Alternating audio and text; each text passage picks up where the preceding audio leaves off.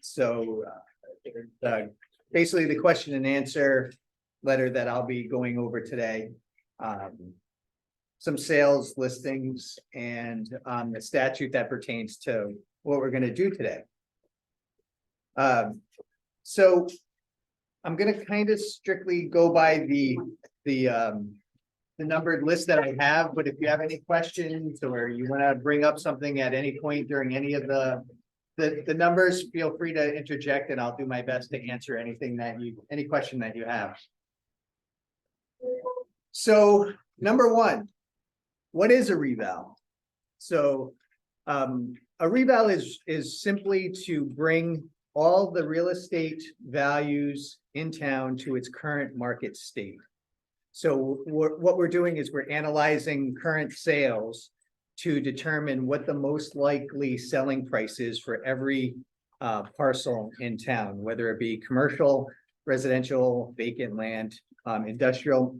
We'll be going through that to do every parcel in town. So no matter what property it is, it's going to have a new value come October 1st, 2024, which is the day the revaluation will go into effect. Number two, and I think this is what the question, I put it right from the start, because this is really what the concern is of most people.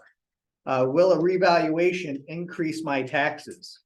And I think that's the general fear that most people have when they hear the term revaluation.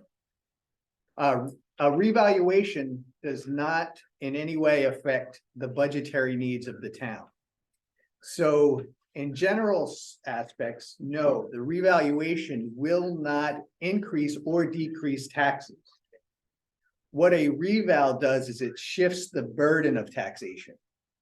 For instance, if the average increase to a parcel in town is 20%, and if every parcel went up 20%, the taxes on that parcel, every parcel in town would stay exactly the same.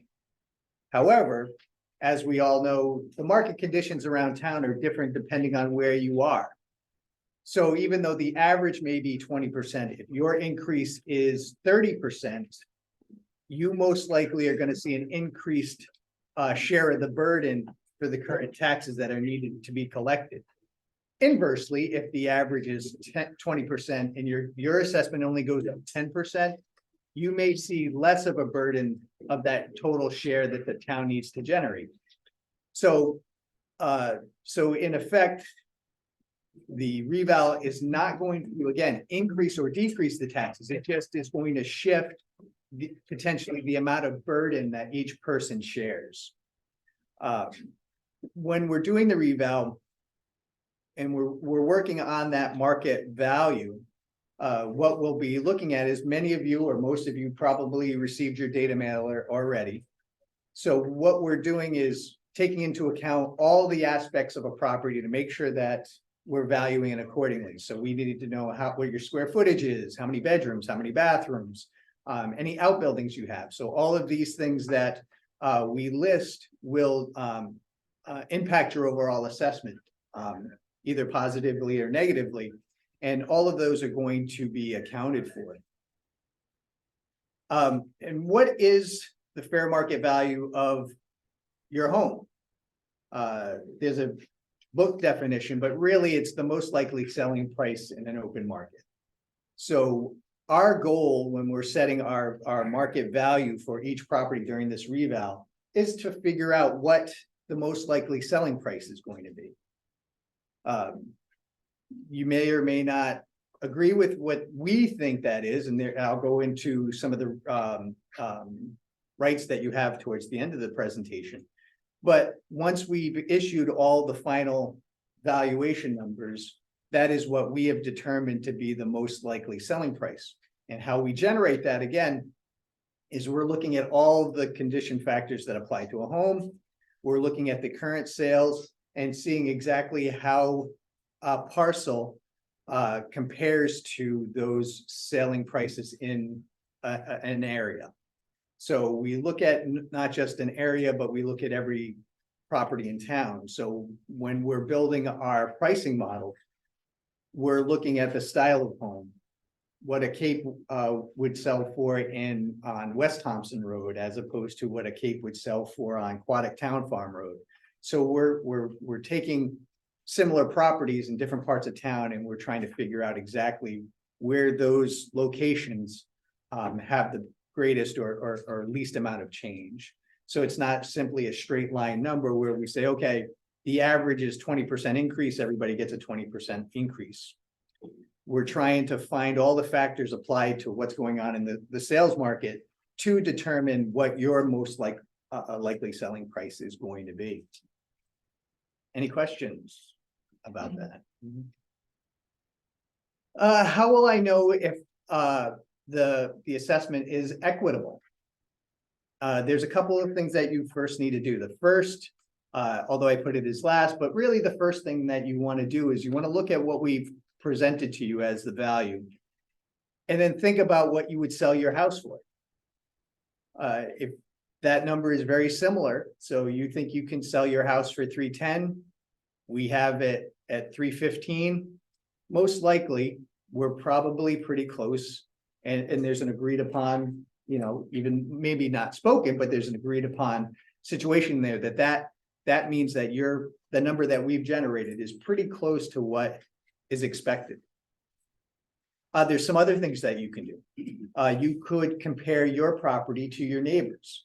We will have everybody's values situated at the exact same time. So once you receive your notice of value, every other parcel in town is receiving theirs as well. So we will update our website to make sure that all the final values are on our website. So you can check your neighbor's properties.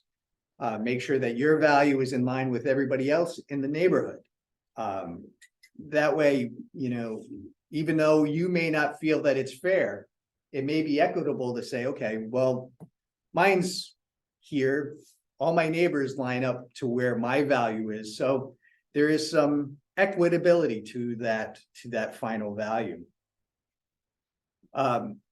What you could also do is go on to any of the real estate listing sites, Zillow, Redfin, whatever one that you're familiar with, and just check what properties are for sale in your neighborhood. See if what's on the market and what's selling is relatively close to what we have your market value set to. If you find that all of those are relatively correct, so you've looked at it, you said, yeah, that's about what I would sell it for. You've looked at the sales and say, okay, everything in my neighborhood is selling for that number. You've looked at all your adjacent or your neighborhood properties and say, okay, well, they're all right about the same as I am. Generally speaking, you're going to realize that the number that we've created is generally equitable. So, and that's really our goal during the revaluation process, is to make sure that the market values that we have set are accurate and equitable. So that way we are not treating anyone uniquely. Everybody is going to be viewed with the same lens and try to come as close as possible to make sure that the value we've set is what most likely that property is going to sell for in an open market. There are some things that you may see that sell for drastically different than what the values are in the neighborhood. There may be some undue influence on that sale. It could be a family sale. It could be an estate sale. If you have any questions about something to that effect, that one of the prices don't look accurate or don't look correct, feel free to contact the assessor's office and we'll go through it. We'll investigate it, because there are some sales that we may have determined that are not a fair and open market sale, and we are not using it in our sales analysis. And we would have that documented to say exactly why we are not using whatever that sale is. So we will have supporting document at the end of the process to defend whatever final value we've created. Any questions? Yes. Yes, as you know, I think assessment is really subjective, you know, somewhat. And so are you gonna, I mean, we're not professional assessors here, you know, real estate, Yep. assessors. And, are you gonna have somebody sort of in your back pocket that, is a professional that might, kind of support or not support what you're saying? Correct. So What you're we've asking. contracted with municipal evaluation systems, very reputable company within the state of Connecticut that have 4 MAIs, one of the highest designation of appraiser that you have in the state of Connecticut. So what we'll be doing is working collaboratively. I'll be creating my own market analysis. They will create theirs, and then at the end, we'll compare. Or throughout the process, we'll be comparing to make sure that it's just not a single person looking at everything and coming up with a final answer. We have 2 separate professional institutions looking at the numbers to make sure that they are accurate and fair. And I think that's a little bit better way of doing it. And I'm actually going to throw in a third. By recommending you review your property, I'm hoping too that the residents, if they find any errors, abnormalities, something that doesn't make sense, that they bring it to my attention, because we can absolutely work on that if we see that anything doesn't make sense. We're valuing, unlike an appraiser who's valuing one property, going out and getting 3 or 4 like properties, we're valuing 5,500 properties. So, when you're dealing with a large scale, you're going to find there are some areas that are just not going to make sense or whatnot. So, and the residents are going to have more insight than anybody as to what may be the reason for a uniqueness in any section of town. Right, the only question I had was, there's that, data sheet for, that we all received. Mhm. To really kind of, actually write down what our square footage Yep. is and all that stuff, but, I sort of have a problem with that in that, the building officials have all, handed all documents to the building officials and they have all that. So why are you asking us, which we may not, be accurate compared to what's in the doc? So that's an excellent question. So the reason we're using the data mailer, so as part of the reval statute, every parcel in town has to be inspected or reviewed within a 10-year cycle. One of the things that is allowed by the statute is the data mailer. So what we'll be doing is, once those data mailers come back, we will review each one relative to what the information is that we have. Anything that looks different than what we have, or there's changes that need to be made, what we'll do is we'll most likely contact the owner, which is why we ask for a phone number, either for clarification or to do an inspection to verify that those errors are, or those differences are accounted for. So that way, when we are valuing each individual property, we have the best property information available to make that final determination. And the reasons, and I've gotten this question, why are you doing it? Why aren't you just sending people around like they used to do? The reason is cost. It costs the town about 70 cents of materials to send that data mailer out, including postage.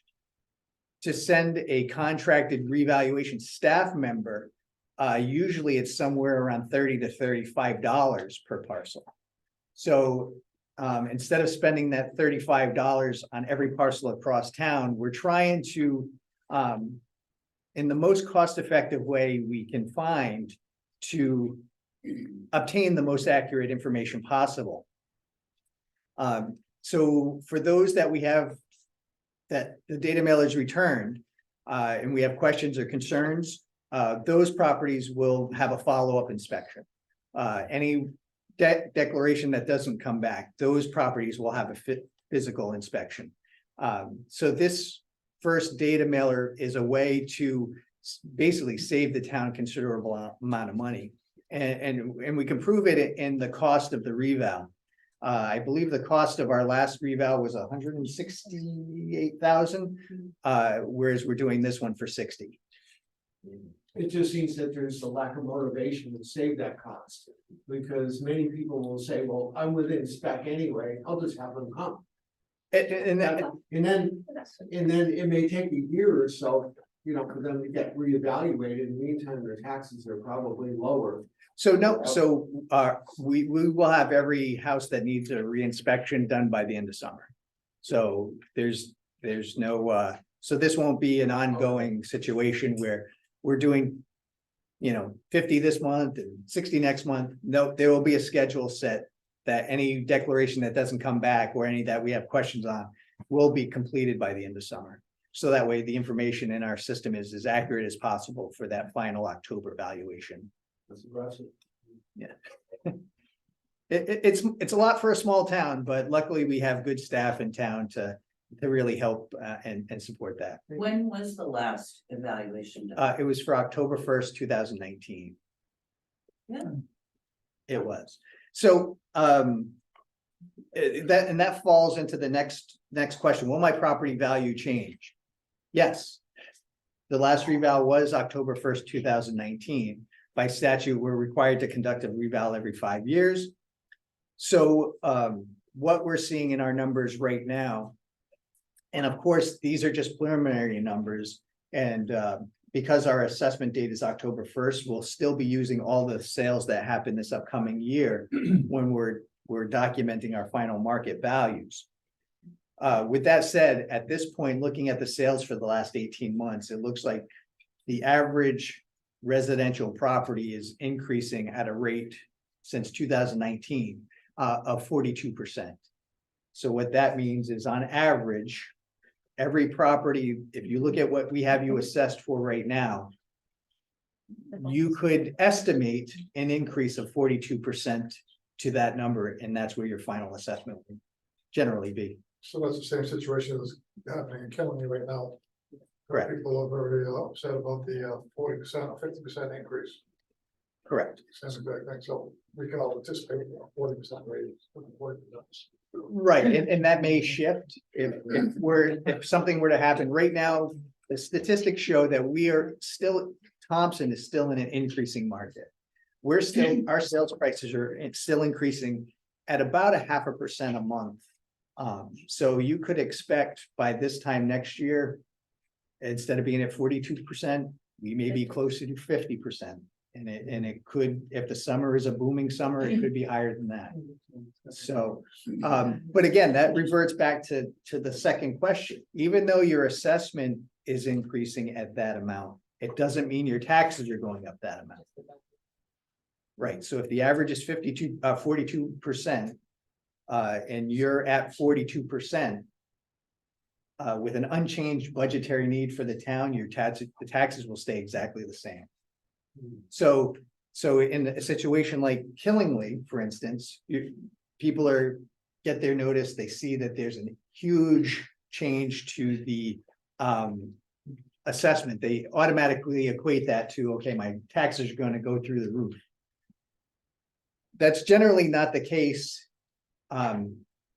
because the other component to that is the town's budgetary needs. So you can't really just say, because my assessments increased by a huge number, my taxes are going to equally increase. You have to account for. But like everything, like your property going up, the town's budget's gonna go up.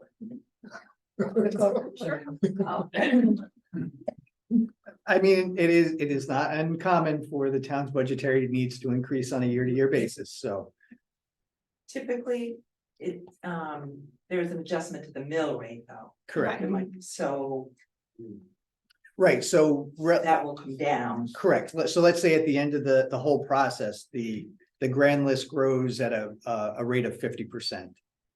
Theoretically, the mill rate would go down 50%. So it's if the budget, the third component of that. If it helps. Right, if the budget doesn't change, then simply you can apply that revaluation increase to the mill rate, and that would be the end result. Now, of course, like we just said, the budget's going to change. So is that a direct relationship? Most likely not, but that in theory would be the case, would be whatever the increase is strictly to the grand list, the mill rate would see an inverse to that. So when they send out the notice for the new reval number, can they also include what an estimated tax rate would be for that property at the same time? So people would maybe not go get concerned. Oh, I mean, it would be unclear because it would change, the budget would change. We could say it at last year's, Yeah, if we applied last year's budget on this year's grand list, this is what the mill rate potentially could be. So we, it might give people comfort or less alarming, I guess. I don't know. May I speak to him through you? sure. I hear what you're saying, and you have a very good point. I do have an issue with what you're saying in the sense that if they put something like that in writing. Mhm. I've got somebody next door to me who's gonna walk in and say, but you said, and so therefore. Any wording, I would be very careful. Right, we typically don't do that for that point, you know, because people are gonna hold their notice and say, well, you said the mill rate's gonna be X. Yeah. And we wouldn't know until next Right. day Right, as to 'cause- what the right, new budget's so- gonna be, so. right. It would just be a relative thing, but yeah. Right, yeah, I but, get it. so Yeah, it's- I It's gonna be understand. marked as an estimate. And we could, but again, people will see that. Even we could bold estimate, we could highlight it, underline it. Exactly, I don't think you can have It's. I don't disagree. That would be a positive thing, just to kind of give everybody the Peace of mind. right, but again, it will definitely cause. For the equal amount of people that get peace of mind from it, will get angst after they receive the actual. So it's one of those, unfortunately, yes, it makes sense and it would be a good thing to do. Unfortunately, as I like to say, no good deed ever goes unpunished, so it is a good idea, in theory. I have another question if I could. Sure. So the valuation, the actual numbers of the valuation are based on the last 18 months sale price in town. Correct, And the real estate market is pretty volatile. correct. So it's a point in time that, I don't know, isn't real. But- to some degree. It is, you're absolutely right, but the good thing about the reval is that point in time is for every parcel in town. So everybody in town is being Yeah, so you gotta Viewed go at off the the same average, the deviation from the average, right? correct. So again, if the average increase is 20% and you're up 30, you're Gotcha. gonna receive a bigger burden. If yours is only 10, you'll probably receive a Gotcha. lesser burden. So yeah, but you're absolutely Got right. it, thanks. We've already kind of covered number 6, how will I obtain the most accurate information? We'll be using all the sales that are going on in town, so we'll be using up to 18 months. Typically, we would expand beyond that, but the number of sales in town are extraordinarily strong, so we have plenty of market data that we can go to. And in the back, I didn't bring enough, I don't think, for everyone, so you could always after the meeting, I could print you out a listing. I printed a listing of the last 2 years' sales. So you can kind of see where the market is. So you can look at your street or your neighborhood and say, okay, these are the sales that are happening right now. So it'll give you an idea of where the market conditions are happening. And what you'll notice is various parts of town are increasing at various rates. Now, everybody is increasing. So you can only, unless the market crashes in the next 12 months, you can fairly estimate that your assessment is going to increase. But different sections of town are increasing at different rates. So that'll kind of give you an idea of exactly where you fall at this pinpoint moment. So we'll go back to the inspection requirements. So somebody that has not sent in their data mailer, so we schedule an appointment to go to their home. We knock on the door and they say, we don't want you in the house. Is that a valid option for the homeowner? Absolutely. So if it's me or someone from the revaluation company knocking on a door and saying, we need to do the assessor inspection, and somebody says, get the heck off my property, my next step would be to get off the property. What we then do is we rely on our best practice methods. And we will remove ourselves from the property, but we will make our best estimate looking at a property to see if the property that we're looking at is accurate to what the the information that we have on our street information. If that property is unhappy, I'll go into the rights of the homeowner at some point in time, but I've been in enough court cases to know if you reject an assessor's office from going into your property, any tax appeal you take will most likely not go anywhere. So, is it benefit the homeowner to allow an assessor in? Yes, I would say yes, but again, it is not required.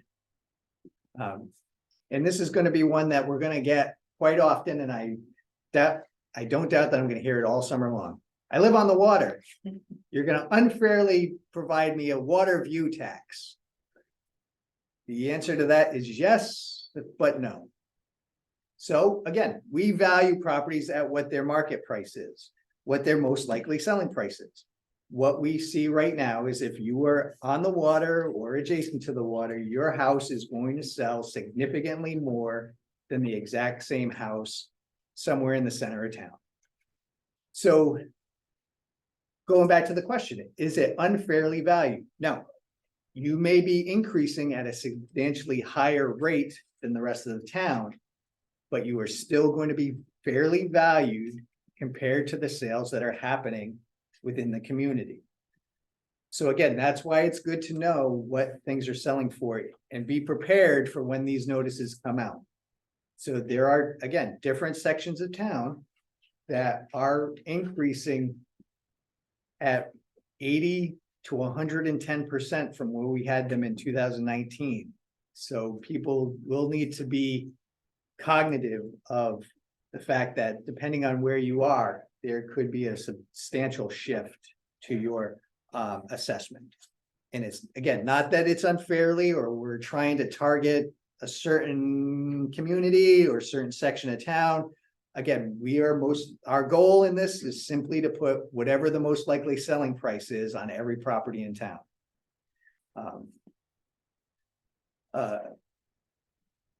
When will I be notified of my new valuation? Our goal in any revaluation is have those notices out by the end of October of the year of the reval. So the end of October 2024. If things are going smoothly, that's when we'll plan on it. Could be into November. So those first notices may not go out until, first, second week of November, but that's generally the time frame you can expect that our values will be finally locked in and ready to publicize for the community. Now I'll go into the rights of you as the taxpayer after the reval is completed. So the reval is completed. What ramifications do I have? You receive your notice, you're thinking, oh God, this assessor's off his rocker and he doesn't know what the heck these values are doing. Your first step would be to come and talk to us. There may be some information that you have that I don't, that's going to influence not only you, but maybe your neighbors. There may be some kind of market condition in the neighborhood we were unaware of. The first step is always to come and talk to me as the assessor and see if we can't figure out why our number is so different than what you're expecting. After that, so you come in, you discuss it, we review it, and I'm like, it still seems fair to me. Your next step is during the month of December, we will schedule meetings with our revaluation company, Municipal Valuation Systems, and they will hear your concerns. So what they will do is they will document whatever the concerns are. So, and then they'll bring those to my attention and we'll discuss it to see if there needs to actually be some type of change. If an entire street, for instance, comes in and says, this is completely wrong. We'll go over what the factors are that the residents have talked about to see if there is some type of issue within that area that needs to be addressed as part of our revaluation modeling. So again, it's not that our assessments are locked in and that's the end of the equation until the end of our revaluation cycle, which is January 31st of 2025. This will kind of be a free flowing of information between the revaluation company, myself, and the residents to make sure that the information that we have is as accurate as possible. Okay, so you've met with the reval company and they make no change. So the value that you've received on your notice is still the same after those two informal hearings. Your next step would be to our town's Board of Assessment Appeals. It's made up of 3 residents of the town. They will sit with everyone and listen to the concerns, and they have the right to make necessary changes that they feel are adequate. They can only do it on a case-by-case basis. So if you don't appeal to the BAA, that generally is the end of your appeals process. There are some statutes that allow you to continue it on, but they're very hard to prove. But so if you do have any questions or concerns during this process, you definitely want to go before the Board of Assessment Appeals. Because that'll be the first of the formal steps in any type of appeal process. So you've met with the board, you get a notice, they haven't made any change, and you're still upset. What is your next step? Unfortunately, the next step is you'd have to file with the Connecticut Superior Court. So you would actually have to take a tax appeal, formal legal tax appeal against the town. It generally, it does cost a couple of $1,000 usually. But what would happen is you would hire an appraiser.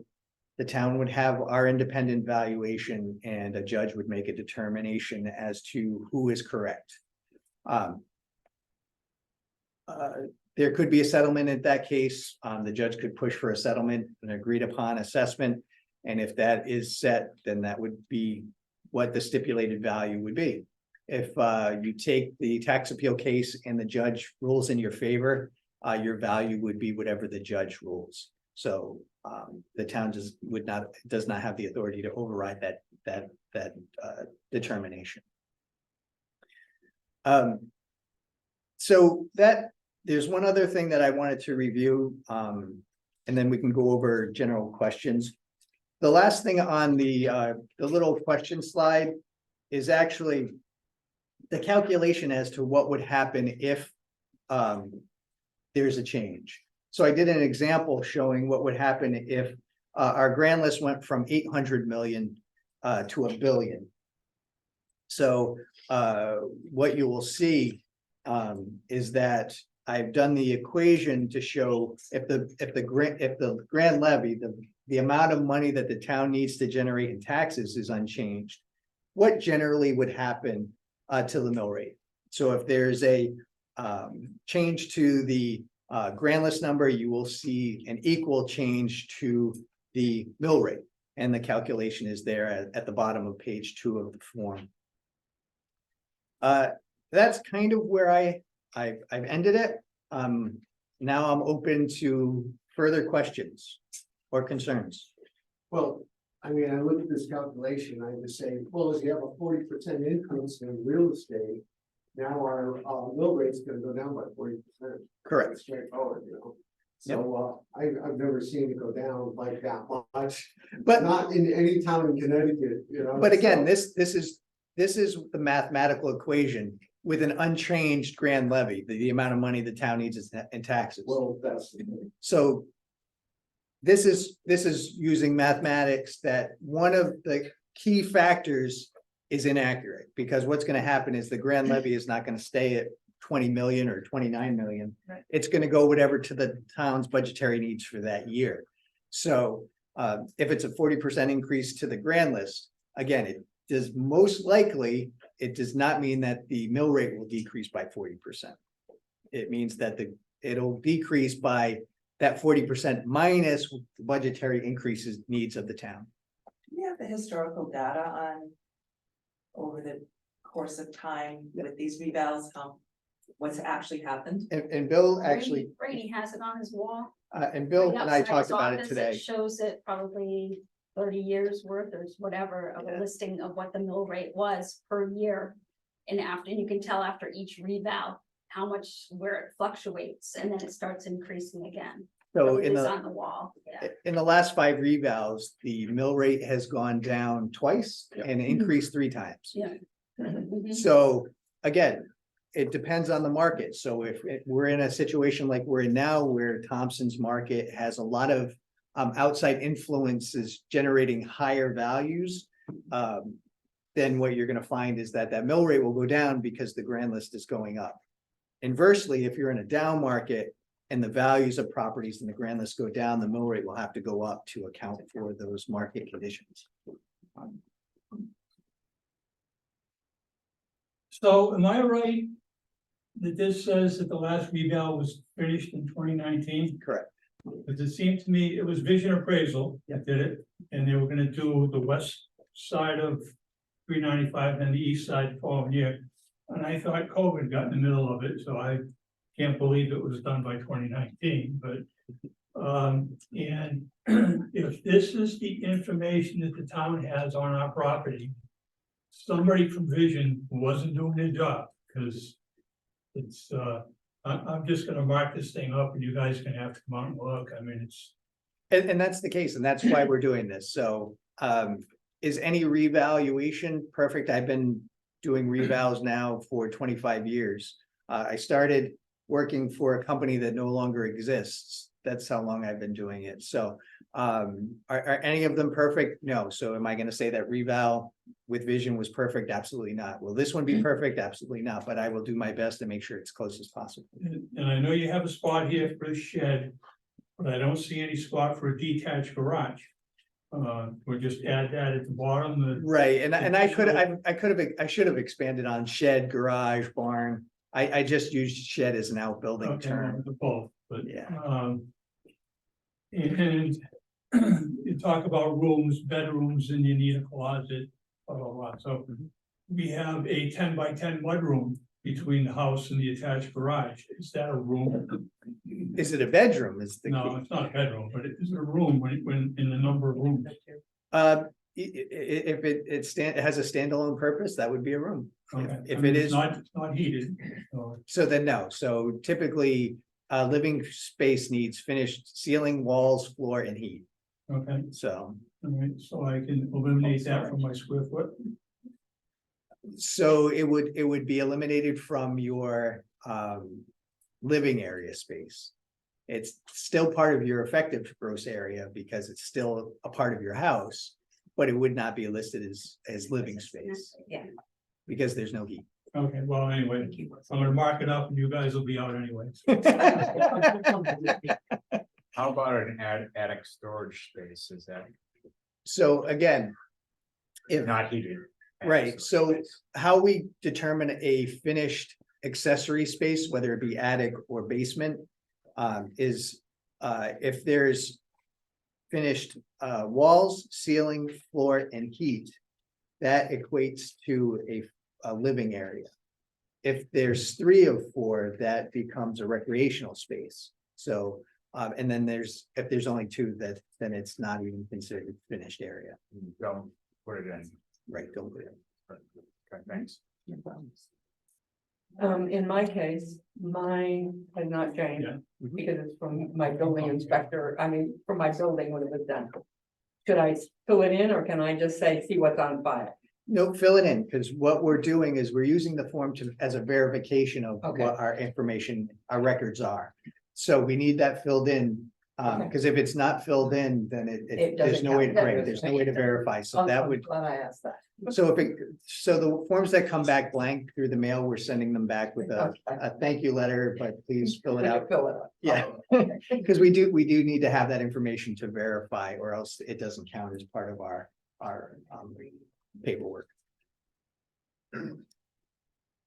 Yes, How do you determine what part of Thompson is taxed higher than another part of Thompson?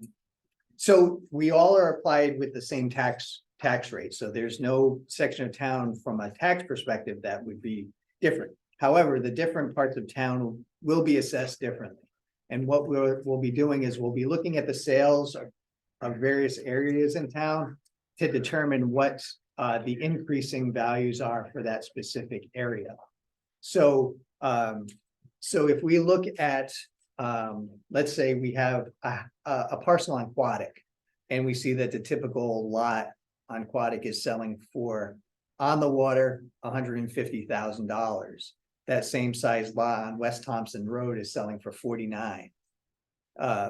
What we're going to do is we're going to assess them according to what we're seeing the sales prices for those parcels. So the house or the lot on Quadic is going to be 3 times the taxed amount than the house on, or the lot on West Thompson, because the market has shown that that one is 3 times more valuable. Are the areas of town or the sections that you refer to, you know, that grow at maybe different rates, are those predefined? They're not, they will be defined as part of the reval.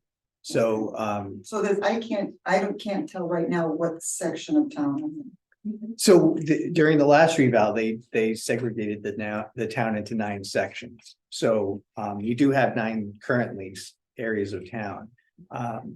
Does that mean that those 9 sections will only be 9 during this reval phase? No. So the market will end up defining exactly where those delineations are, but we do have those areas now as defined as part of our system. And when the reval is done, and let's say it averages 50% across the town, will it be publicly available to know what those sections were and what rate each section Yep. was different from? So I mean, technically, we can figure out our own numbers. Right, so what I will have, and I won't print it out like in masses because it's a booklet size, but it'll have the breakdown of every factor that we've applied. So it'll give the base price for a cape, a raised ranch. It'll give the factors for location and any waterfront influences that we have.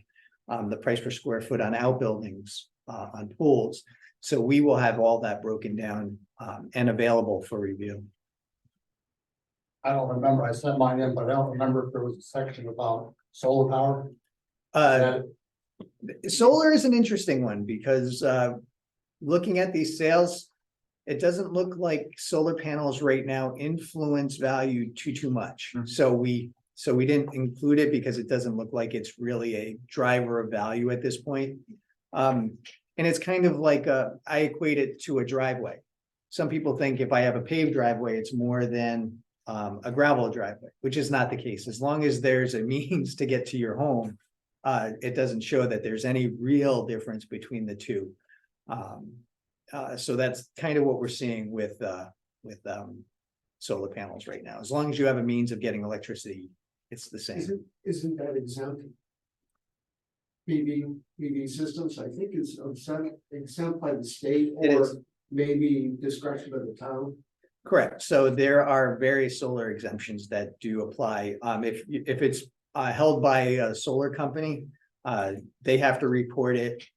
They also have to provide an exemption form that would exempt it, but for the individual owner of those solar panels, yes, there is an exemption. Question on pools.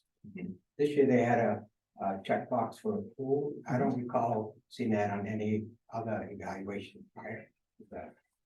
And it may not have, it depends on who's conducting the reval, what information they want collected. I personally, we don't value above ground pools because they generally are easily removable without too much damage to the surrounding property.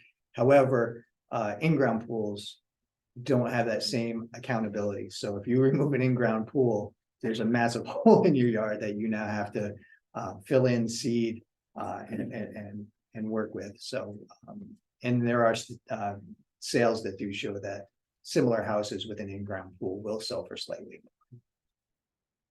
So it is one of the factors that we're looking for. Any other questions? I thought I saw a statement on the letter that I got about measuring the outside of the house. So there was a Or section for square buildings. footage. We provided it in case you had questions that it doesn't look right. But how we value our properties on it, we do a square foot measurement. So most of the time, if you have a market analysis done by a real estate agent, they're most likely doing it per the interior dimensions of your home. So they're measuring out the individual rooms and calculating your square foot. We simply do it by the exterior measurements. And then we have a factor that we apply to the second floor if there's a second floor. So if it's a full second story, you get a full factor of 1 applied to that square footage. If it's something less than a full story, you'll get another factor applied to it.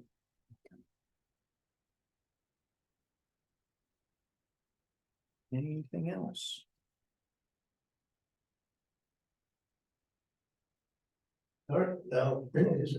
Does your office have the current square footage of all the properties that have been taxed in the past? So our system has a square footage and details of every parcel in town. So that's what we'll be doing is we'll be comparing these questionnaires to what we have in our system to make sure that For colonials, I mean, you might have like the mezz area, which is second floor, you got nothing but here up until the landing. Now, that was considered the last measurement when they did the. So if that's the case, let's say you have a room, let's say you have a 2-story great room that's 20 by 30. Right. That should not have a factor applied to the second floor. If that is the case and you do know about it, bring that to our attention because that will need to be fixed. I didn't know if that was considered with the questionnaire that you had sent out to residents, if that was all considered.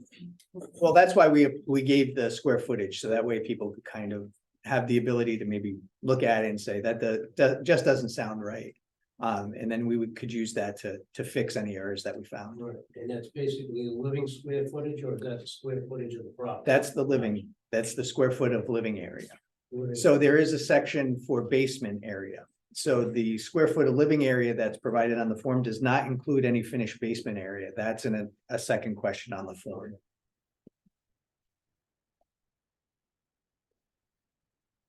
Anything else? Well, there's no more. I'm usually here from 8 to 4:30 every day, sometimes later, sometimes earlier.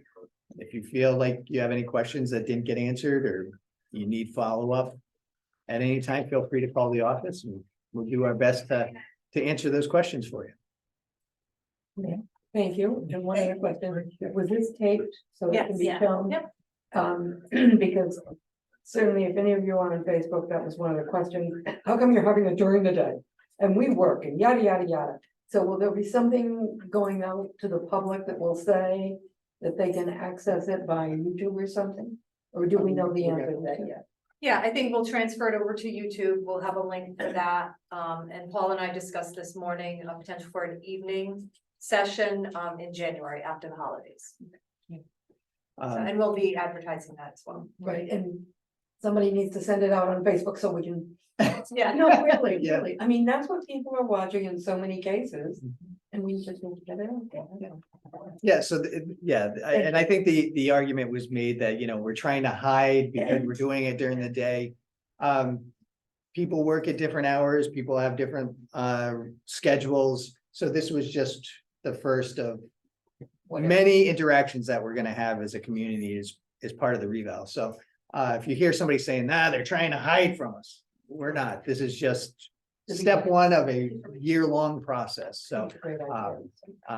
so we're here and we're available to anybody that needs help when it comes to their assessment. Thank you. Well, thank you very much, everyone. Appreciate it. That is- So two things, you have money falling out of your pocket.